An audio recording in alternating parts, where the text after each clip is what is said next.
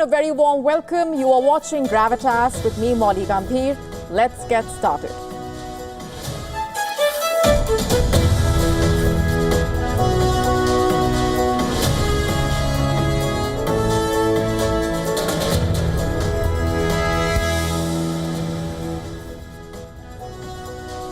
Our top story on Gravitas tonight is all about how the Houthis are facing America's wrath. The US State Department, in fact, has accused the Chinese satellite company with strong links to the Chinese military of actively supplying critical intelligence to the Houthis. All this is coming up in just a bit for you, and here's a look at what else is lined up. Volodymyr Zelensky has made a big accusation, accusing China of fueling Russia's war machine. In fact, Ukraine has imposed sanctions on 3 Chinese companies after Zelensky alleged that China had been supplying weapons to Russia. What are the implications? What has China said? We decode this and lots more. Is Hamas facing financial collapse? Does it have no money to pay its fighters? We answer those questions for you. All this and more coming up.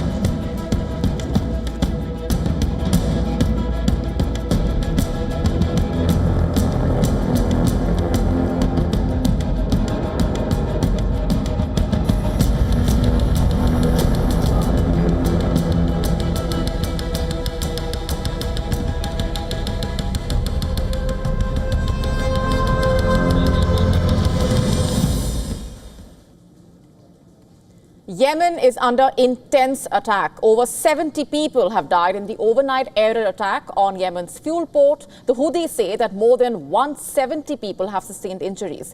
In fact, the airstrike sparked a massive explosion and fires. The Iran-backed rebels saying that paramedic and civilian workers at the port were killed in the attack.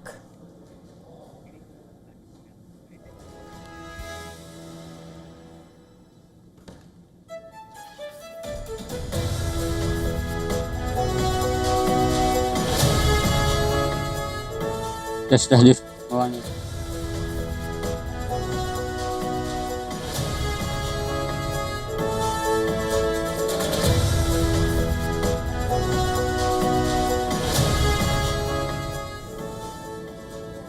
These are images of the aftermath of deadly US strikes on the Ras Issa fuel port located along the west coast of Yemen on the Red Sea. The US Central Command confirmed the strikes but did not acknowledge any casualties.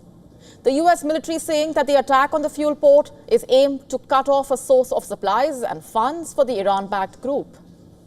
Videos from the US Central Command showing the decks of aircraft carriers lighting up day and night with jets being launched in relentless waves. American soldiers loading missiles and bombs on fighter jets.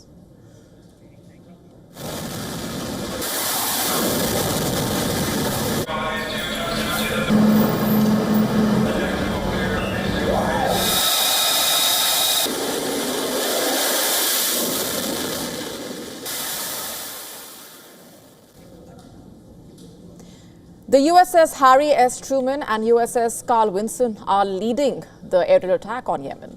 Since March 15, American jets have been regularly bombing Houthi targets.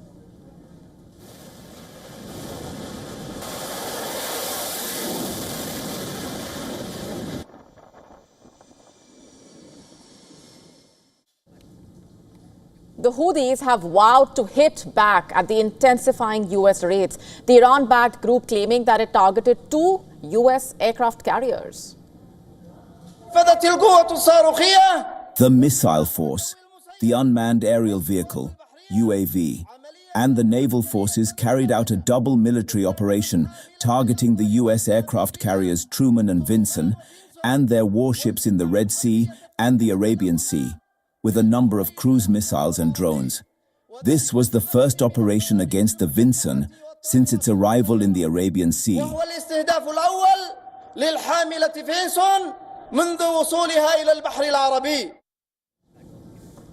The Houthis saying they also targeted a military site near Israel's airport in the occupied Jaffa area. Yemen's Houthi rebels have launched more than 20 ballistic missiles and several drones at Israel.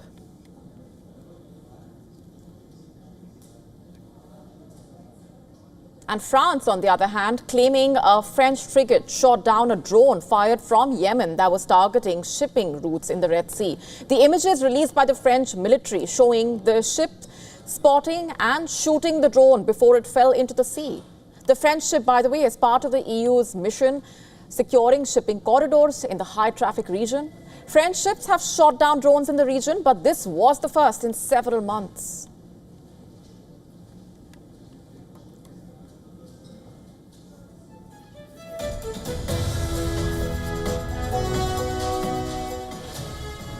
The rebels possess surface-to-air missiles like the Iranian-made 358 missile capable of downing aircraft. While Iran denies arming the rebels, Tehran-manufactured weapons have been found in Yemen. Protests have erupted in Yemen's capital. Thousands seen protesting in Sana'a to show solidarity with the Palestinians in the Gaza Strip and protest against U.S. strikes on Yemen. Meanwhile, Iran has condemned U.S. airstrikes on the fuel port, calling it barbaric. The Tehran-backed group saying Hamas denounced blatant aggression after U.S. strikes hit the Yemen fuel port. And the U.S. State Department has accused a Chinese satellite company with strong links to the Chinese military of actively supplying critical intelligence to the Houthis. That intelligence, according to U.S. officials, is helping the Houthis launch targeted strikes on American warships and international vessels navigating the Red Sea. The satellite firm in question, Chang Guang Satellite Technology Company Limited, or CGSTL, is allegedly strongly linked to the PLA, and this company, according to U.S. officials, has been relaying high-resolution satellite imagery directly to the Houthis, adding that they have raised this issue with Beijing on multiple occasions.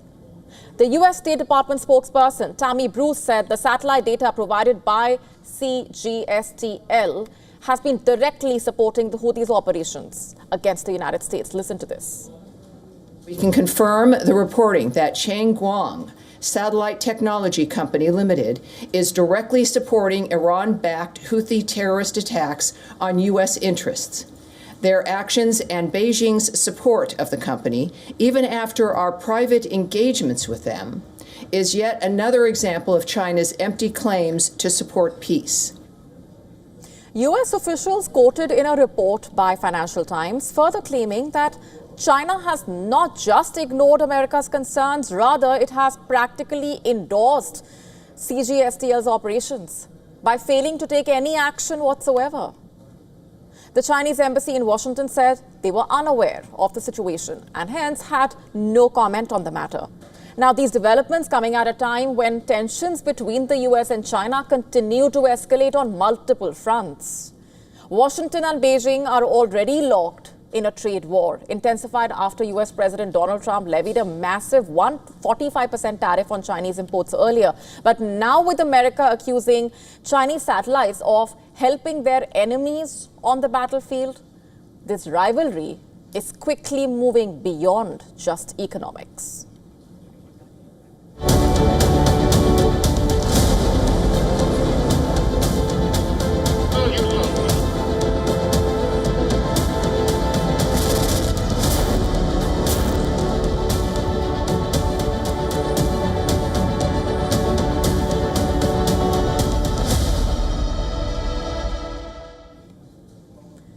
war is intensifying. Russia and Ukraine both unleashing deadly strikes. Ukraine has launched deep drone strikes into Russian territory. Russia is targeting Ukraine with missiles, drones. In Sumy, a Russian drone struck a bakery where traditional Easter cakes were being prepared. In Kharkiv, a Russian missile killed one and injured 82 others. While Russia may have initiated the attack, the question that we are asking tonight is, did China provide the metaphorical gun? And we're asking that question because of a big claim made by the president of Ukraine, Volodymyr Zelensky. What has he said? Zelensky has accused China of fueling Russia's war machine. He has said that China has been secretly arming the Russians against Ukraine. You heard that right. What does Beijing have to say to that? A categorical no. So who's lying? What's going on? Is it China? Is it Ukraine? Remember, just last week we reported that Ukraine had reportedly arrested Chinese nationals fighting for the Russian army. Remember, in the 3 years of the war, China has denied supporting its close ally Russia in the Ukraine war and has even proposed a plan to end the war. Could there be any merit to Zelensky's allegations is the immediate question. Let's just try and unpack this for you. On Thursday, during an explosive news conference, Zelensky told reporters that Ukraine has intelligence indicating that China is supplying artillery and gunpowder to Russia. However, he did not clarify whether he was referring to artillery systems or ammunition. I think it's important information. It's not very pleasant. We finally received information that China is supplying weapons to the Russian Federation, and we are ready to talk about it in detail. Today, we have general information from the security service, from intelligence about gunpowder, artillery. Now, these allegations are likely to strain ties between Kiev and Beijing. They are already tense due to Ukraine's revelation about the arrest of Chinese nationals fighting for Russia. Remember, China officially maintains a neutral stance throughout the 3-year war. And previously, Ukraine has appealed to China to use its influence over Russia to promote peace. Well, after Zelensky's allegations, China has dismissed the claims as political manipulation. You have to listen to this. China's position on the Ukrainian issue has always been clear, and it has been actively committed to stopping the war and ceasefire and promoting peace talks. China has never provided lethal weapons to any party in the conflict and has strictly controlled dual-use military and civilian items. Ukraine is very clear about this and has publicly stated that most of the parts and components of the weapons imported by Russia come from the United States and other Western countries. China firmly opposes groundless accusations and political manipulation.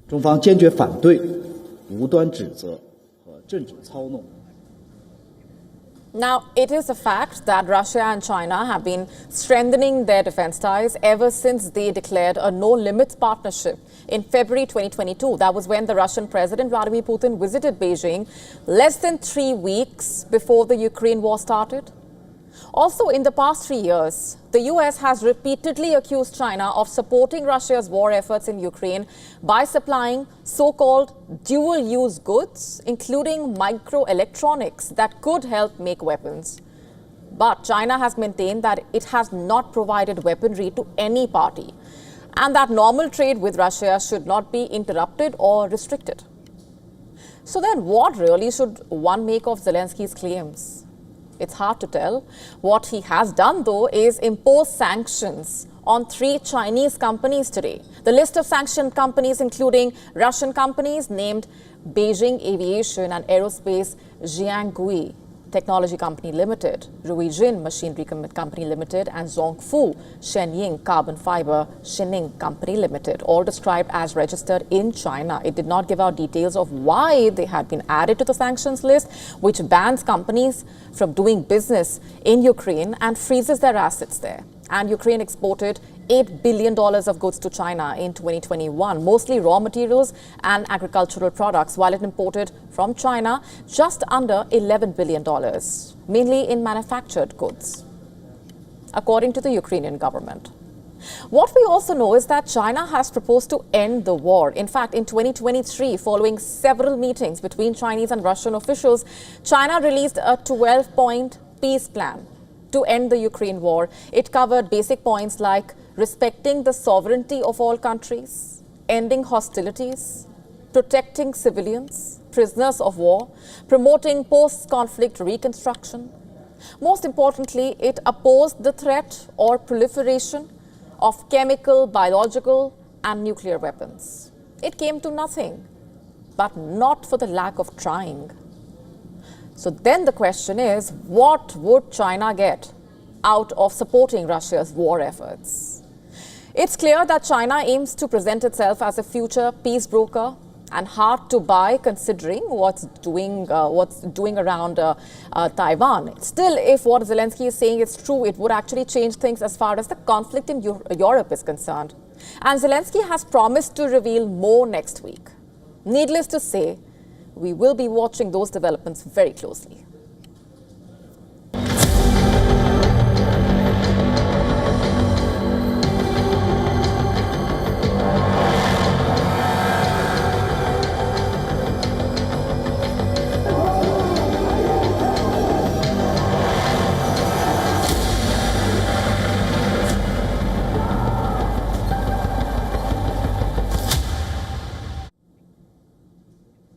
Our next story is about Bangladesh's interim leader, Muhammad Yunus. He wants a reset of ties between Bangladesh and Pakistan. He is looking to improve the relationship with Pakistan after more than 50 years since the Bangladesh Liberation War. But there's a catch. He wants Pakistan to formally apologize for the atrocities the Pakistan army committed against Bengalis during the 1971 war. And that's not all. Yunus also wants Pakistan to pay $4.52 billion as its share of undivided assets and foreign aid funds. The interim government head of Bangladesh raised this demand during the first foreign secretary level talks between Bangladesh and Pakistan in 15 years. According to reports, ordinary Bangladeshis are shocked with this demand, and we have the same question. Is an apology from Islamabad enough to undo the historical wrongs? Is it that easy to forget the atrocities committed against Bengalis? Because during Operation Searchlight, Pakistani forces caused the deaths of around 3 million Bengalis and committed serious crimes against women. Bangladesh only became an independent nation in 1971 after a brutal struggle. And in Dhaka's own words, the historically unresolved issues, which include its share of assets from when both the countries were one, like aid money and savings, Dhaka wants $4.32 billion from Pakistan of that money back. Also, Pakistan has not provided Bangladesh its share of $200 million in foreign aid after the deadly 1970 cyclone. We are talking about the Bhola cyclone, known to be one of the deadliest tropical storms ever, resulting in the loss of up to 500,000 lives in what is now Bangladesh. Bangladesh's foreign secretary, in fact, has reportedly said that these matters need to be settled to build a strong relationship. So while it states its demands, Bangladesh is also interested in holding talks to discuss these issues. He mentioned that Pakistan's Deputy Prime Minister and Foreign Minister are set to visit Bangladesh soon. Amna Baloch, Pakistan's Foreign Secretary, also met with Bangladeshi leaders to talk about the common interest. She highlighted the opportunities for trade between Bangladesh and Pakistan. Baloch stated that both countries have their own markets and should not miss opportunities for collaboration. Now, it's clear that the Yunus government is trying to both woo and demand an apology from Pakistan. But while this might seem like a clever strategy for the government in Dhaka, it has reportedly not gone down well among Bangladeshis. According to The Telegraph, a large number of Bangladeshis saw this as yet another insult to the country's struggle for freedom. Many Bangladeshis are calling it an affront to the country's freedom struggle.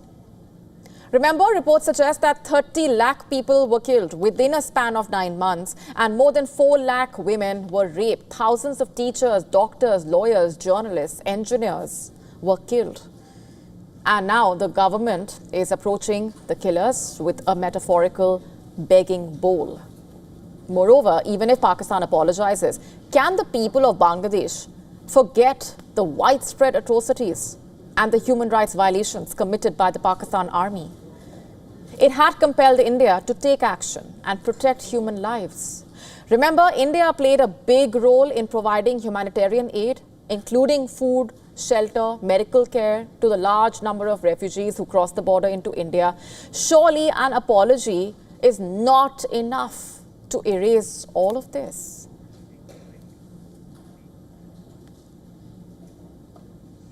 No money, no loyalty, no control. In a way, Hamas is spiraling into crisis mode as Israel's relentless siege and military strikes choke off its cash flow, leaving the fighters unpaid. And there are rare protests inside Gaza. Our next story takes a closer look at the militant group's grip on power, and we ask if it's loosening under the weight of the financial ruin and the public anger.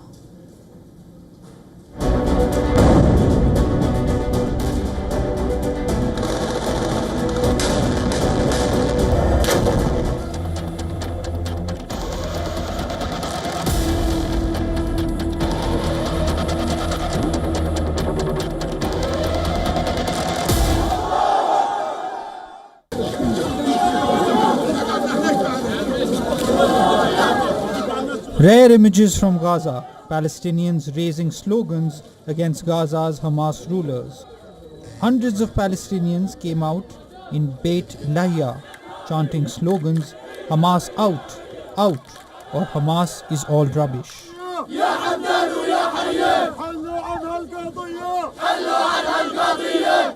The protesters are calling for the release of the Israeli hostages and an end to the war. We live in the 21st century, and we are deprived of basic human rights. We can't even have a piece of bread. We appeal to the wise among our people to immediately release the kidnapped hostages, Israelis. The war must stop and the kidnapped must be released. There will be no more hostility but rather life and partnership. Hamas is also facing a severe financial crisis, struggling to pay its fighters and employees under tightening Israeli restrictions and military actions. Reports state that many fighters have not been paid since March. For months, Hamas has relied on a fragile network of black market sales, foreign funding and taxes on merchants to bankroll its operations. But Israeli restrictions and targeted assassinations of Hamas's financial operatives have shattered the system. The financial strain is undermining Hamas's recruitment efforts and control. The broader cash crunch is compounding the stress for the civilians in Gaza, where Israel's currency is legal tender. Displaced Gazans searching for food, shelter or medicine in the shattered enclave also need to scramble for the cash to pay for it.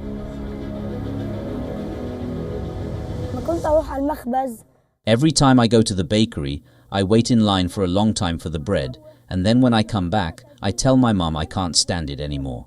I feel suffocated while waiting, but my mum tells me we have no other choice. I used to be a craftsman. Now I have no income because of unemployment, so my wife and I made this stove. We earn 20 shekels, about $5 a day from it to support our family. Nowadays, a piece of bread is the mainstay of people's life. Everyone is looking for bread. The United Nations warns of worsening conditions and shortages of medicine and other essentials. Now, Hamas says it is ready to release all remaining hostages for an end to the Gaza war. Hamas movement is ready to immediately negotiate a deal to swap all hostages with an agreed number of Palestinians jailed by Israel, to end completely the war against our people, and to fully withdraw from Gaza Strip and to start the reconstruction in Gaza.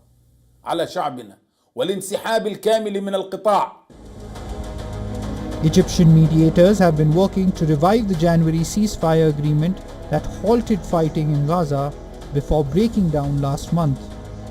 But there has been little sign of progress, with both Israel and Hamas blaming each other for the lack of a deal. Bureau Report, WION World is One.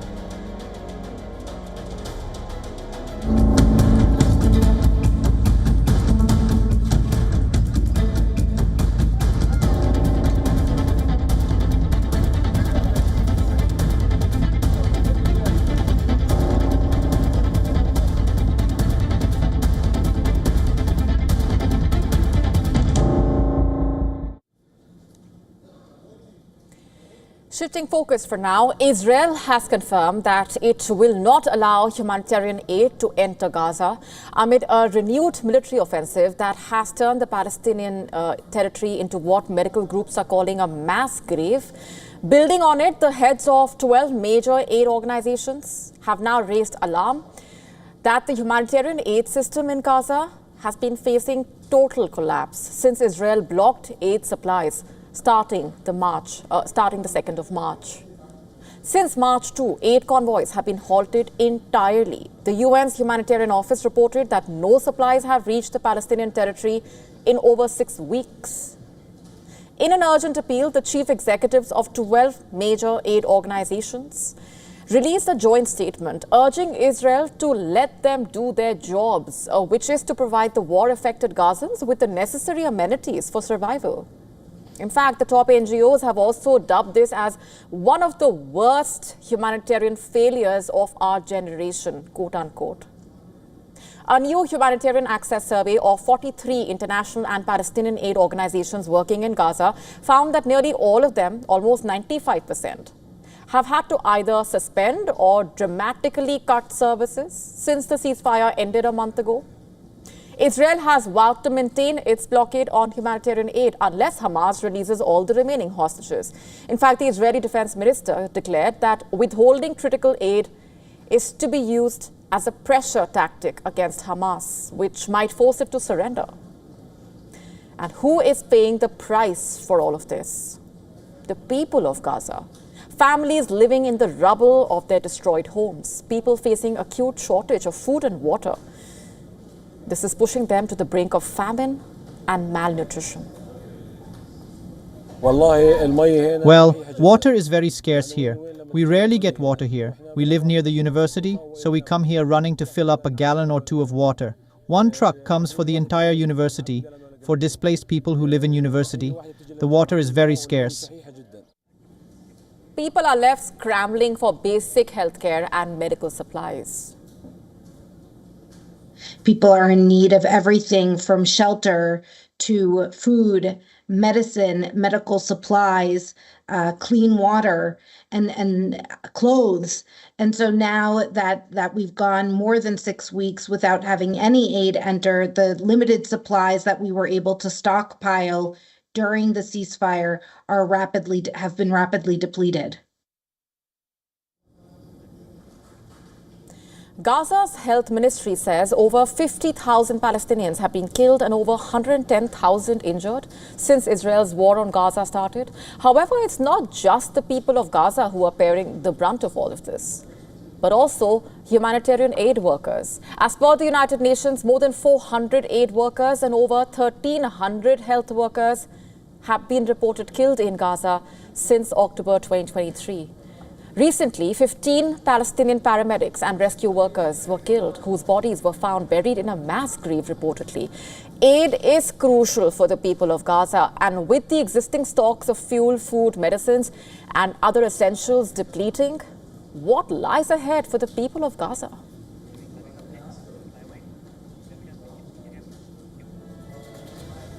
And before we move on, here's a quick look at what else is lined up for you on the show tonight. As Russia removes Taliban's terrorist group label, we decode what's behind the move, what led to it, and what lies ahead.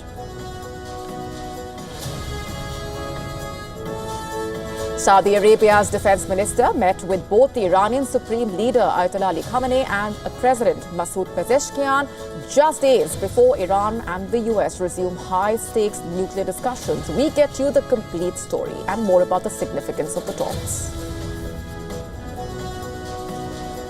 China has unveiled the world's fastest hard drive. We tell you more about its capabilities. All this and much more coming up.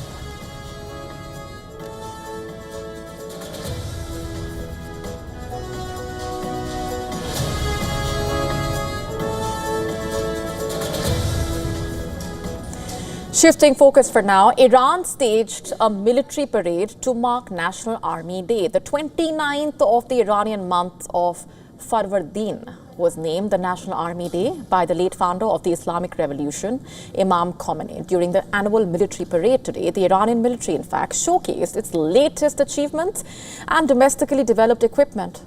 The parade featured Iran's newest drones and air defense systems, with the Iranian President Masoud Pezeshkian in attendance. Take a look.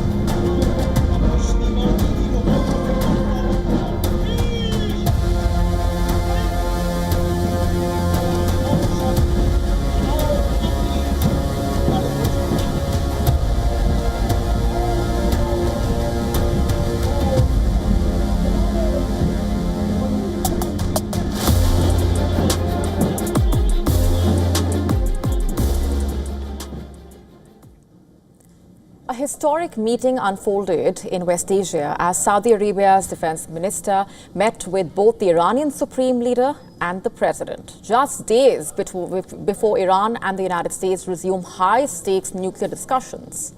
In fact, this visit, unprecedented in modern Saudi-Iranian history, signaling a potential recalibration of regional dynamics shaped by decades of hostility. According to local reports, Prince Khalid carried a confidential message from Saudi Arabia's king, Salman bin Abdulaziz, for Iran. While Iran state media confirmed the delivery of the royal message, it withheld its contents. Nonetheless, the very act of this high-level exchange speaks volumes about the changing winds in the Gulf. And this is no ordinary visit. Prince Khalid becomes the first Saudi defense minister to set foot in Iran since the 1979 Islamic Revolution. And he is also the highest-ranking Saudi royal to do so in nearly 3 decades. The last major visit came in 1997 when then Crown Prince Abdullah visited Tehran for an Islamic summit. Tensions between the two regional powers have shaped conflicts from Yemen to Syria. But in 2023, China brokered an agreement between Riyadh and Tehran to resume diplomatic ties. And since then, both countries have been gradually building ties. And according to the Saudi press agency, Prince Khalid's agenda included multiple meetings aimed at rebuilding bilateral ties and exploring shared interests. The details remain sparse, but the symbolism is extremely important, particularly as Iran prepares for its second round of nuclear talks with the United States. In fact, just last Saturday, Riyadh publicly endorsed Tehran's negotiations with Washington, framing it as a constructive step towards easing regional and global tensions. The Saudi defense minister also met with Iran's military chief, General Mohammad Bagheri. Iranian media reporting that both the leaders discussed enhanced defense collaboration, anti-terror cooperation, and initiatives aimed at strengthening peace across the region. This follows last year's visit by the Saudi Armed Forces chief to Tehran, remember. Iran's state-run Press TV reporting that Ayatollah Ali Khamenei, during his meeting with Prince Khalid, offered to share some of Iran's advancements with Saudi Arabia without specifying any details as to what the advancements really were. And in a series of posts on the platform X, Khamenei stressed on the importance of regional cooperation over foreign dependence and noted that while enemies of peace will seek to derail progress, both countries must remain committed to overcoming these obstacles. In response, Prince Khalid affirmed Riyadh's readiness to partner with Iran across a wide spectrum of issues and described the conversations in Tehran as both constructive as well as encouraging. And this visit unfolding against the backdrop of Saudi efforts to secure a peace agreement with the Houthis in Yemen. Although a shaky ceasefire has largely quieted the front lines, Houthi rhetoric against both Saudi Arabia and the UAE has surged, especially after the recent US military actions in the region. And as Tehran and Washington prepare to sit across the table in Rome, Prince Khalid's trip signaling that the region's two most influential powers, long at odds, now appear willing to rewrite the script in a way.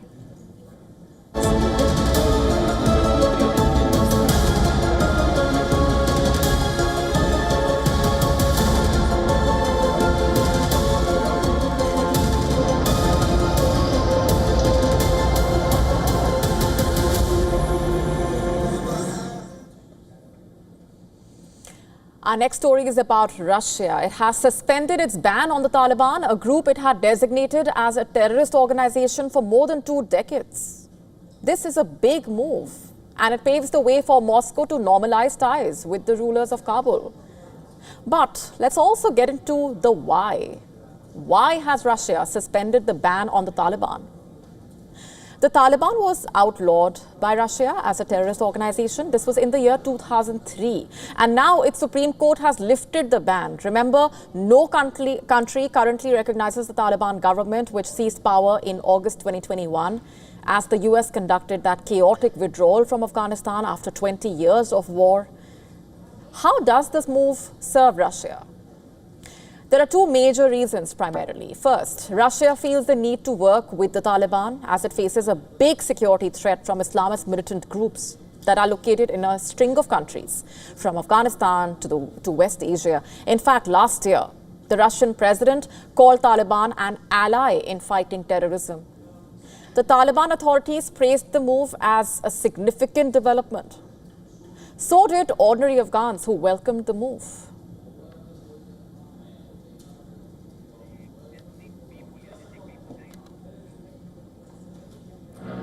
ما بتوانیم даже по поздновению. Хорошо.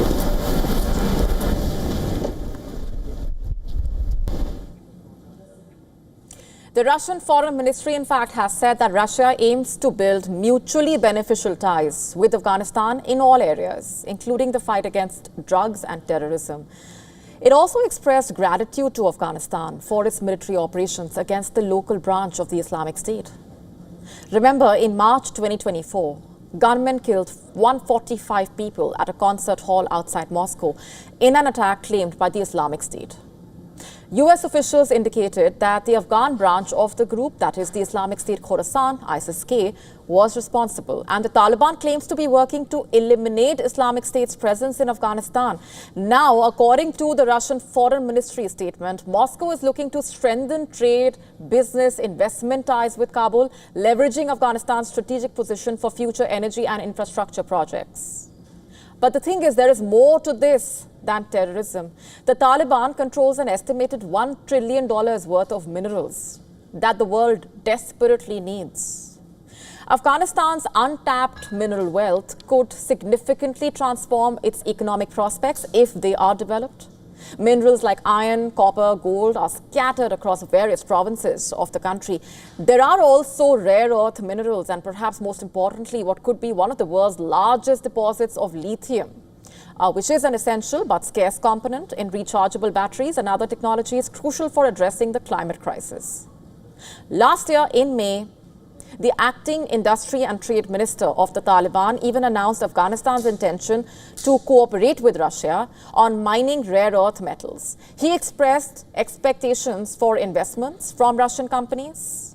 The Taliban know and want Russia to invest in Afghanistan and its very large reserves of lithium, copper, as well as precious stones.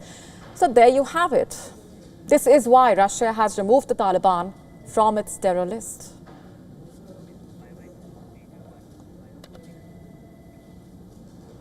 The Indian Vice President, Jagdeep Dhankar, has said that India cannot have a situation where the court directs the president. The Vice President also called Article 142 a provision granting the court the power to ensure complete justice. His recent remarks have set off a political firestorm. Speaking at the Vice President's enclave, Dhankar proposed an amendment to Article 145(3) that deals with the composition of the bench required to decide substantial questions of constitutional law. He further said efforts will be made to make the judiciary more transparent to the public. Dhankar further critiqued the frequent use of Article 142 by stating how it is available to the judiciary 24/7. Article 142. Article 142 has become a nuclear missile against democratic forces. Available to judiciary 24/7. We have to believe in the nation. We have to believe in the power of we the people. And the power is reflected only through representatives. We have lost track.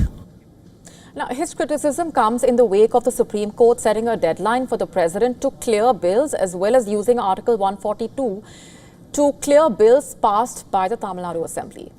On the 8th of April, the Supreme Court for the first time prescribed the president should decide on the bills referred by the governor within 3 months. It said in case of any delay beyond that period, appropriate reasons will have to be recorded and conveyed to the state concerned. The court also said the president can consult the apex court before taking a call on state bills and set a 1-month deadline for the governors to act on bills passed by the state assemblies. Dhankar's comments triggered sharp reactions from political leaders as well as members of the judiciary. आश्चर्य है कि कभी तो बेगवाल जी जाकर कहते हैं कि हद में रहना चाहिए. I was saddened and surprised to see Jagdeep Dhankar's statement. If any institution is trusted throughout the country in today's time, it is the judiciary. When some government people do not like the decisions of the judiciary, they start accusing it of crossing its limits. Does he know that the Constitution has given the right of Article 142 to the Supreme Court to give complete justice? Sibal also recalled that it was the 1975 Supreme Court judgment that had invalidated then Prime Minister Indira Gandhi's election. The Vice President's remarks also brought about mixed reactions from the judiciary. To my understanding, there should be a request to Honorable the Governor or Honorable the President, if so, to decide the matters as expeditiously possible. And mandating within a timeline which the Constitution does not take care of should have been avoided if possible. Well, the government is entitled to bring the law, but at the same time, government is subject to scrutiny of the court. The refrain, which is now rather common, whether you hear the Vice President or you hear the Solicitor General addressing the court, in my opinion, is unwarranted. Mainly because the Parliament passes a law doesn't necessarily mean that by reason of its passage it is exempt from scrutiny, and it cannot be examined for its legality. Legality is in the realm of the court, and that jurisdiction is undisputed and undeniable. The use of Article 142 empowers the Supreme Court to deliver complete justice in any cause or matter pending before it. The Supreme Court has used Article 142 in recent years. In the year 2024, it used the provision thrice. Most prominently, the top court used Article 142 to clear the bills pending with the Tamil Nadu governor. One of the bills had been pending approval since January 2020. But the Supreme Court's use of the article has sparked a debate over whether its landmark judgment is a case of judicial activism or one of judicial overreach. Before the Vice President, the Kerala governor, legal experts and senior government officials have also voiced concern over the apex court setting deadlines for the executive, as well as the use of Article 142 to clear bills.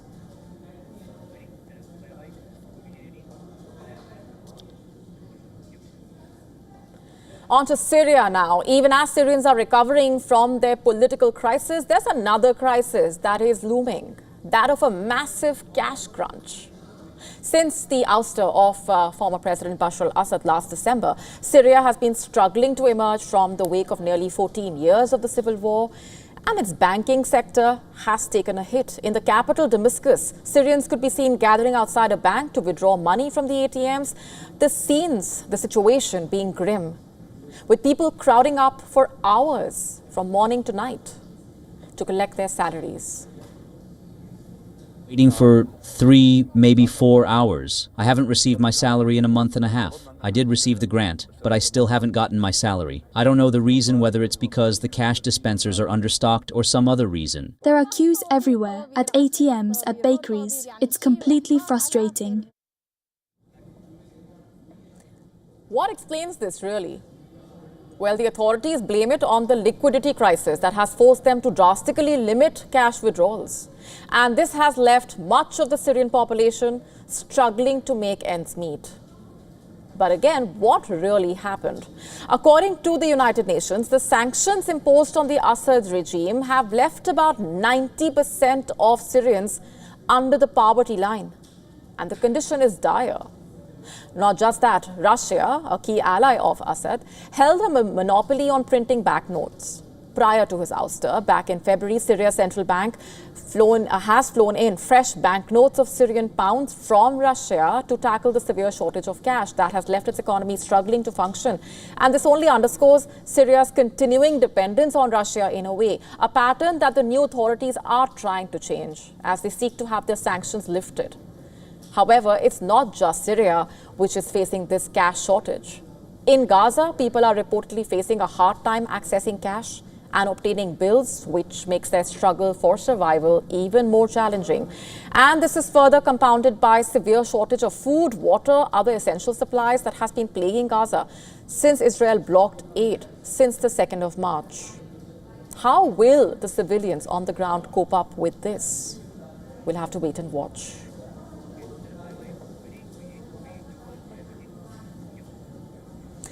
China has elevated the competition in artificial intelligence to whole new heights. In fact, now Chinese researchers have successfully unlocked memory speeds once considered unattainable. And they have achieved this feat with a device that is smaller in size than a grain of rice.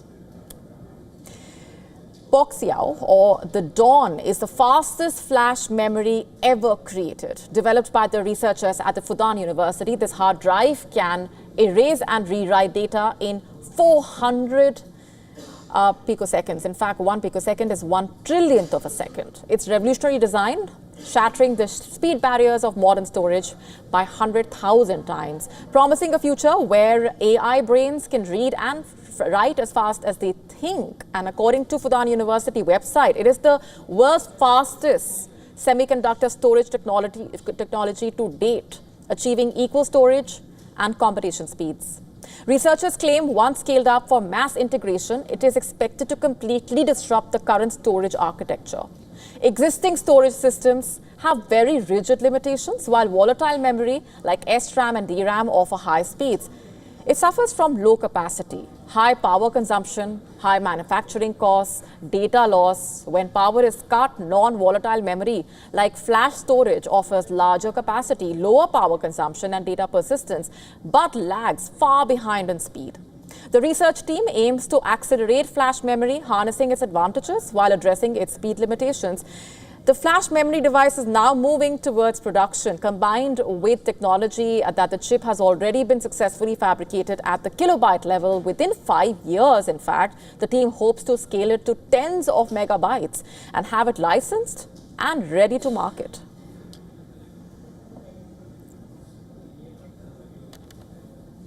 It is springtime in the Alps, but the mountain towns across France, Switzerland, Italy are buried under more than a meter of snow. On Thursday, an unusually intense storm swept through the region, triggering avalanches, shutting down ski resorts and schools and leaving thousands stranded. In one of the French resort towns, more than 1.1 meters fell in a matter of hours, prompting the officials to order everyone indoors. One person died, another is seriously injured after being caught in an avalanche. Several ski resorts in the Alps are closed due to the risk of avalanches. In a southern village of France, residents are limping back to normalcy as they dig their cars out after an exceptional April snowfall blanketed the French Alps. In such a short time, it's massive, really massive. And now there's the risk of avalanches, and when it all melts, there'll be the risk of flooding. Well, we'll deal with it when it comes. Officials are urging people to avoid travel and stay indoors till the storm passes and the avalanche risks subside. While April snow is not unheard of in the mountains, this storm took residents and authorities by surprise and raised fresh concerns about the extreme and unpredictable weather patterns across Europe.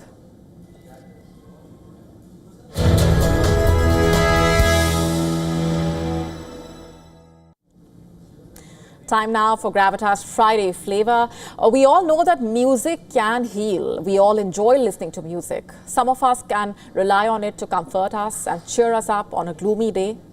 We know how powerful music can be. In fact, music therapy is emerging as a powerful tool to help deal with a variety of health issues. Like what exactly?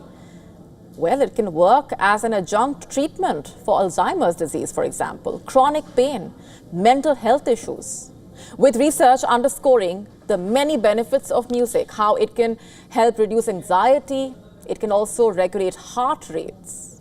In fact, music has neurological benefits. Just to elaborate on this, there is active and passive music therapy.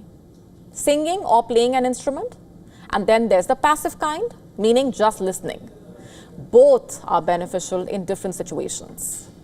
The neurological impact of music cannot be emphasized enough. In fact, Rhonda Winger, an assistant professor at the University of Texas at Arlington, partnered with a professor at San Jacinto College in Pasadena, Texas, to co-author Prescribing Music as an Adjunctive Treatment, published in the March 2025 edition of the Journal for Nurse Practitioners. And according to Winger, music delays neurodegeneration in conditions like Alzheimer's, calling music a powerful tool, saying that sometimes patients with memory issues get anxious, upset, which can start affecting their speech and their ability to communicate. But if they are able to sing, they can express their feelings, which helps also reduce anxiety, stress, depression. That's extremely significant. Recognized for promoting physical, emotional, also behavioral rehabilitation. Music therapy helps reduce stress and anxiety, regulate physiological indicators like blood pressure, alleviate pain. Basically, music can decrease stress and anxiety levels. Music can assist in pain management. It's helpful in modulating heart rate and blood pressure. It can enhance the quality of life and overall well-being.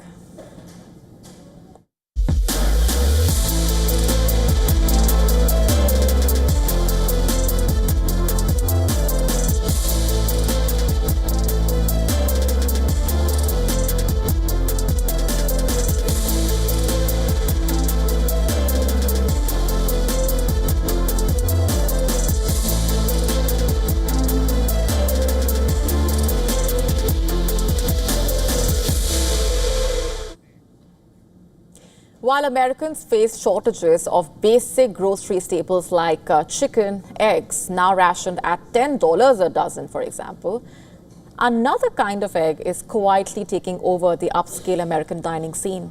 We are talking about caviar. Long viewed as a symbol of extravagance, it still commands a sense of luxury among diners, but is not as luxurious as one may perceive it to be.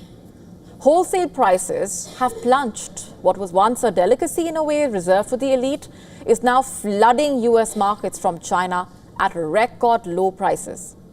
Today, the bulk of caviar landing in US kitchens coming from Chinese fish farms, reportedly due to inexpensive labor, expansive waterways, strong government backing.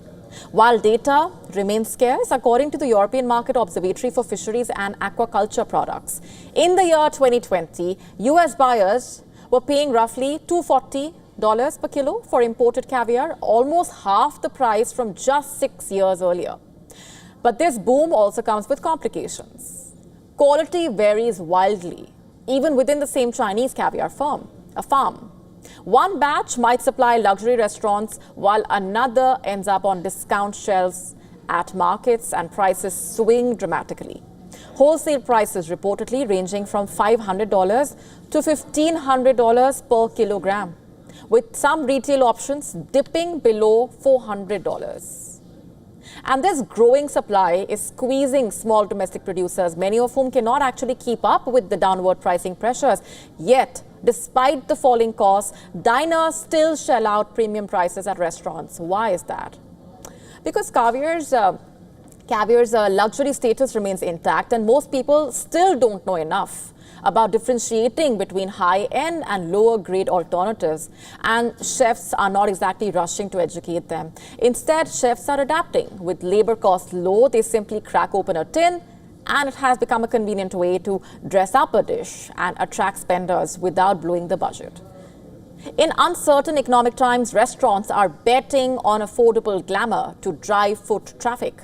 But that window of affordability may be closing.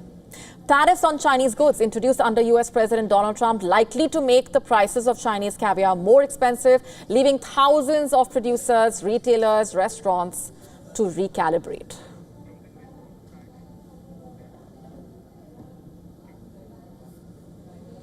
And with that, it's a wrap on this edition of Gravitas Tonight. This is me, Molly Gambhir, signing off. Thanks very much for watching.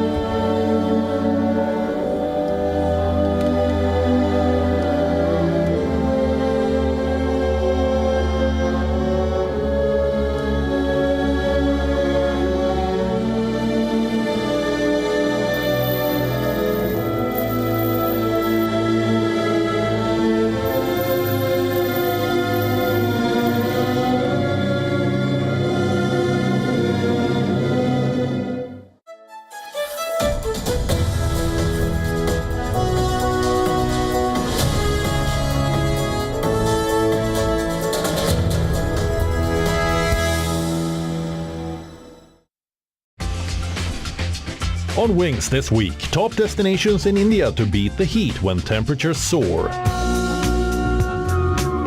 And colorful festivals across India. Our city in focus this week is Cape Town, a top culinary destination. Also on the show is the exhilarating water festival Songkran in Thailand. Only on WION World is One.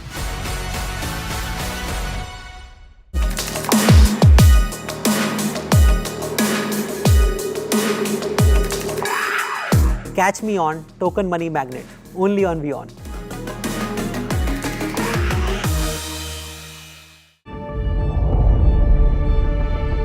The Earth is sending distress signals.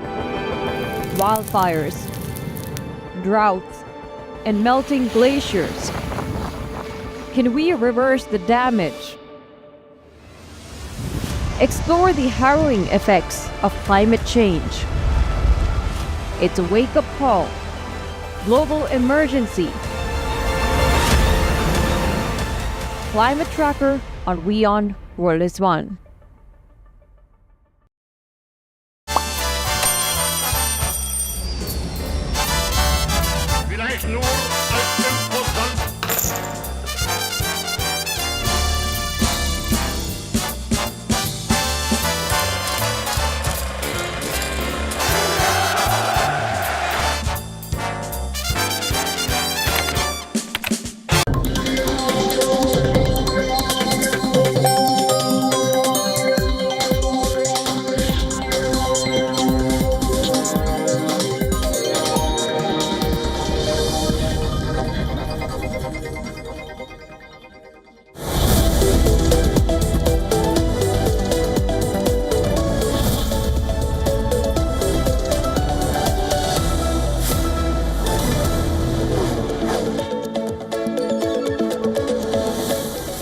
Hello and welcome. You're watching WION World is One. My name is Mohammed Saleh, and let's start this broadcast by taking a quick look as to what is making headlines at this hour.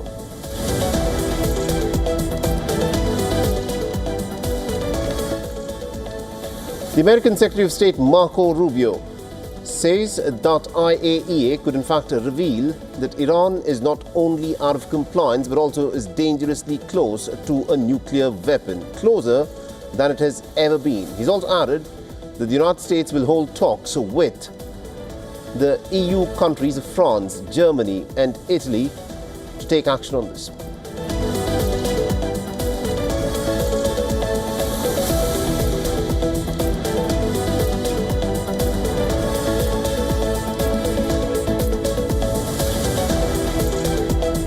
I think it's important to remind everybody that the Ukraine war is a terrible thing, but it's not our war. We didn't start it.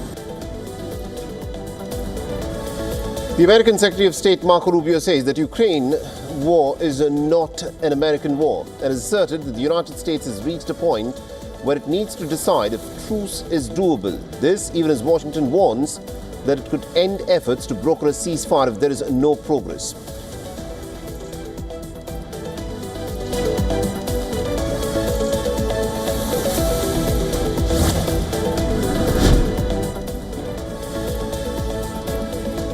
The Ukrainian minister says that a new round of talks with the United States on a potential minerals deal will kick off next Thursday. It also stated that legal teams are working to resolve more sensitive matters requiring a political decision.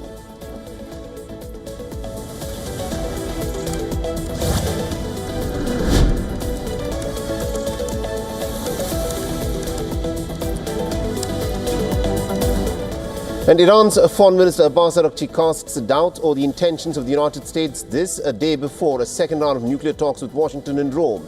Israel says to lead a clear course of action to stop Iran acquiring nuclear arms.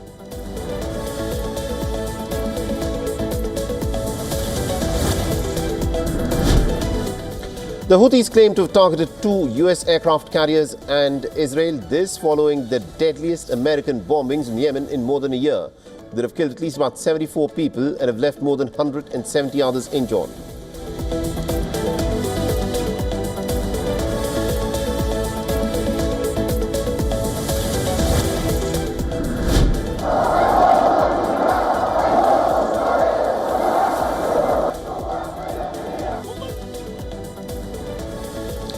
Thousands take to the streets in Yemen's capital Sana'a to show solidarity with the Palestinians in the Gaza Strip and